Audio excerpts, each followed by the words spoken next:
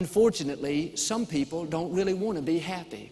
They won't discipline themselves to make right choices. And so they just live in the pits, all defeated and depressed. And understand, you can't change people. You can encourage them, you can speak faith into them, but ultimately you cannot make them do what's right.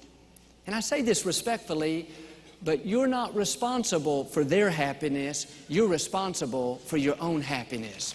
You need to have the attitude, if you don't want to be happy, that's fine, but you're not going to keep me from being happy. If you want to live in the pits, that's okay, but I'm not going to get in there with you. I'm going to enjoy my life. Sometimes we have to love people from a distance. You may have, you laugh because you know it's true. You may have family members, relatives, friends. You love them. They're good people, but you can't be around them every minute. You can be kind, you can be respectful, but you should not spend all your time with what I call toxic people. That's people that are always negative, people that bring out the worst in you, people that irritate you and always want to argue. The less time you spend with people like that, the better off you're going to be. And I realize sometimes we don't have a choice.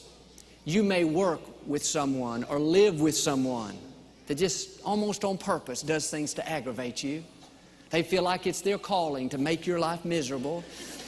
You need to change your approach.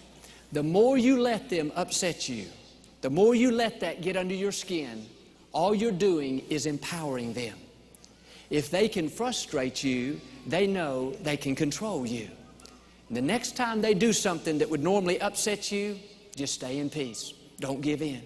If they're rude to you, just keep a smile on your face. If they leave you out, overlook you on purpose, don't let it bother you. Don't go call your friends. Don't give it the time of day. When you rise above that and keep your joy, you're not fueling it anymore. In other words, you're taking away their power. But as long as they know they can push this button and upset you, and this button and you'll come running, and this button and it'll sour your day, then they're going to keep doing that. Well, you say, Joel, I can't help it. They aggravate me. They get on my nerves. No, we can help it. The Scripture says in Psalms, God has given us the power to stay calm in times of adversity. Here's the key. What you feed is going to grow. You have to quit feeding those wrong emotions.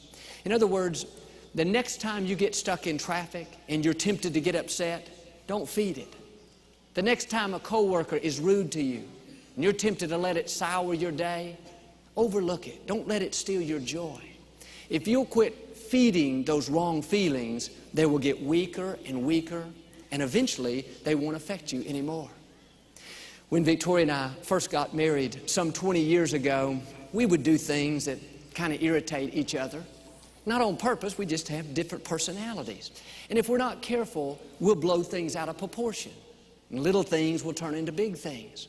We have to learn to adapt and adjust. We can't wait for others to change, we have to change. For instance, when I have somewhere to go, I like to leave maybe 15 minutes early, so I'll have plenty of time and can just relax. Victoria's just the opposite. She'll leave 15 minutes late and make it up on the freeway. We're just different. Actually, she doesn't speed. She's a very good driver. If you see me riding with her, that helmet I wear is just a safety precaution. But on Sunday mornings, we take different cars to church. Not for that reason, because I stay late. But I used to get so stressed out thinking that she wasn't going to get here on time. And so before I left, I'd tell her, Victoria, you got to leave at this time, and there may be traffic, and this is very important, on and on, just kind of nagging her. And when it got time for the service to start, I would wait for her at the back door. I'd ask Johnny, give me an update, see if you can see her. He'd open the door, look down East Houston Road, see if we could see her car. I was so uptight about it. But the fact is, I can't ever remember one time that she missed our part at the very beginning of the service. Now, there were times she'd pull up during the opening song, but she made it up here. But one day, I decided to do what I'm asking you to do. I changed my approach. I quit nagging her. I quit trying to change her, and I let her be who God made her to be. Now that thing that used to stress me doesn't bother me at all. In fact, it's funny, when I quit letting that upset me, that's when she started coming earlier and earlier. Sometimes now she'll beat me here by 30 minutes. God is a God of miracles. But what am I saying? What I'm saying is, I changed. And even now, when she's running late and I'm tempted to get upset, I just remind myself, even if she doesn't make it on time, even if she doesn't get all her makeup put on, driving down the freeway, that's not going to sour my day. I've learned to relax and just go with the flow. But I've seen people, they go year after year letting the same things upset them. Every time they get caught in traffic, they respond a certain way. Every time their spouse does a certain thing, they lose their joy, it sours their day. Or if they don't get enough done at the office, at work, they come home all frustrated. Don't let that be you. Find out what's stealing your joy. Take inventory of your life. What are you allowing to upset you? What's causing you to go through the day stressed out? Identify what it is, and then make a decision that you're going to change your approach in those areas. After all, if you get caught in traffic, getting upset is not going to make it go any faster. If someone's rude to us, being rude back to them is only going to sour our own day. If our plans don't work out, let's stay in peace instead of getting upset, knowing that God is still directing our steps. He's still got us exactly where He wants us. I was driving in a crowded parking lot the other day, just going around and around. This was in another state, looking for a place to park.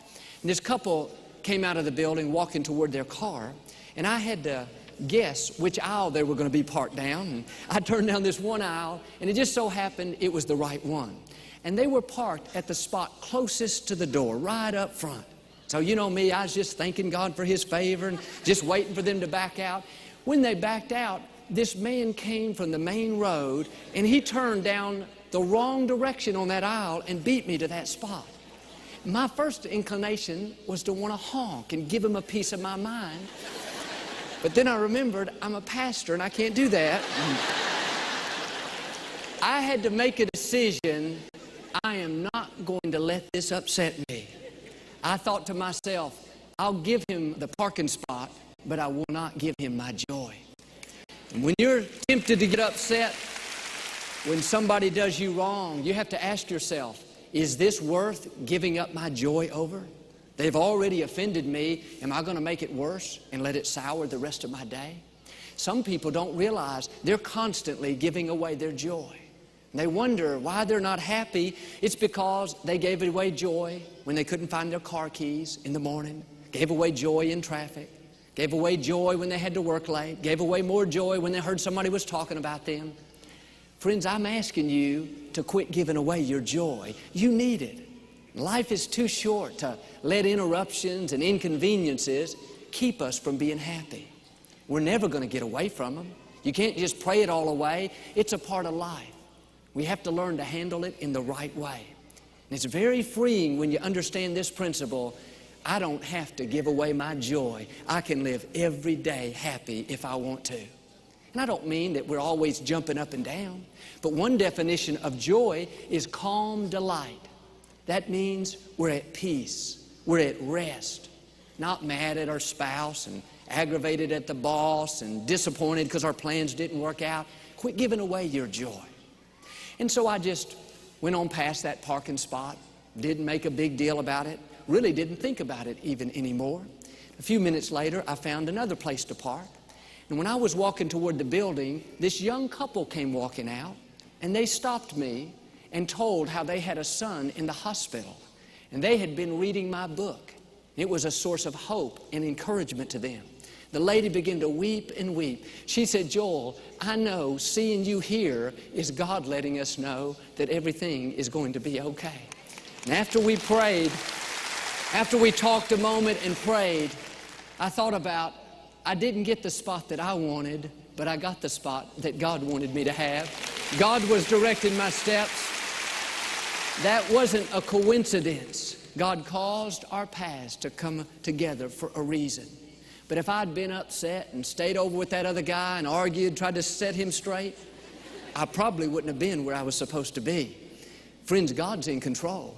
When our plans don't work out, it doesn't mean that we're not at the right spot.